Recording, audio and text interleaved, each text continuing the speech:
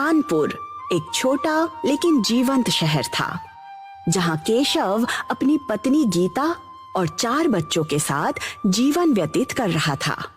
लेकिन एक दिन केशव और गीता का एक अपघात में देहांत हो गया।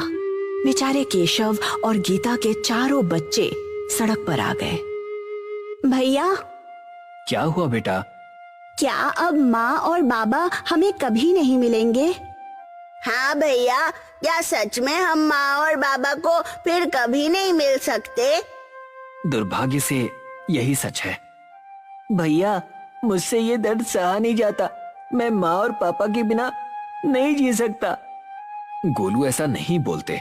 माना कि माँ और पापा हमारे साथ नहीं हैं, लेकिन अगर हम इस तरह से हार गए तो ये उन दोनों को बिल्कुल भी अच्छा नहीं लगेगा।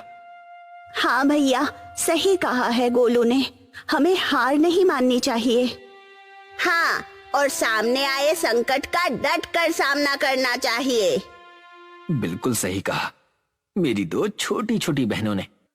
गीता और केशव के जाने के बाद राज ने पढ़ाई छोड़कर घर की जिम्मेदारी उठा ली थी। वो अपनी बाबा की तरह दिन रात मेहनत करता। आगे जाकर मीनू, टीनू और गोलू के पढ़ाई का खर्चा भी बढ़ने लगा। वो जो पैसे कमाता उससे घर और उन तीनों की पढ़ाई का खर्चा निकलना मुश्किल हो चुका था। मीनू, टीनू, गोलू, ये सब क्या है? क्या हुआ भैया? तुम तीनों पिछले 1 हफ्ते से स्कूल क्यों नहीं जा रहे? भैया, वो मेरी तबीयत ठीक नहीं थी। और मेरी भी। लेकिन मुझे तो तुम तीनों एकदम ठीक लग रहे हो। रोज खेल रहे हो, घर के काम कर रहे हो, तो फिर हुआ क्या है? बस बहुत हुआ। तुम तीनों डॉक्टर के पास चलो। जरा मैं भी तो देखूं कि तुम तीनों को आखिर हुआ क्या है। चलो। नहीं नहीं, हमें नहीं जाना। तो सच बताओ कि आखिर बात क्या है? राज के पूछने पर मीनू अपने बैग से एक पर्ची निकालती है।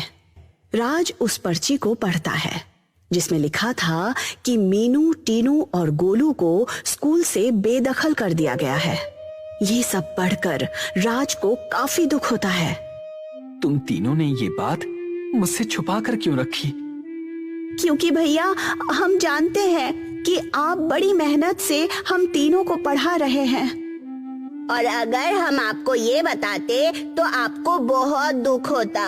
हम आपको और दुखी नहीं देखना चाहते भैया, इसलिए मिलकर ये तय किया है कि अब से हम भी छोटा मोटा काम करेंगे, आपका हाथ बटाएंगे। नहीं, बिल्कुल नहीं। मेरे होते हुए तुम ये सब नहीं करोगे। भैया, माँ और बाबा के बाद आपने हमारे लिए अपनी पढ़ाई छोड़ दी और काम करना शुरू कर दिए। अब ये हमारी बारी है कि हम आपकी थोड़ी मदद करें। लेकिन तुम्हारी पढ़ाई फिर शुरू करेंगे, लेकिन फिलहाल हमें आपकी मदद करने दीजिए। गोलू और बाकियों की बात सुनकर राज भावुक हुआ। अपने छोटे भाई बहनों की परिपक्वता देख काम के लिए हाँ कर दिया। स्कूल से निकाल दिए जाने के बाद गोलू कैफे में और मीनू, टीनू लाइब्रेरी में काम करने लगे। दिन बीतते गए। गोलू, मीनू और टीनू की वजह से राज के सिर से जिम्मेदारियों का बोझ थोड़ा कम हो चुका था।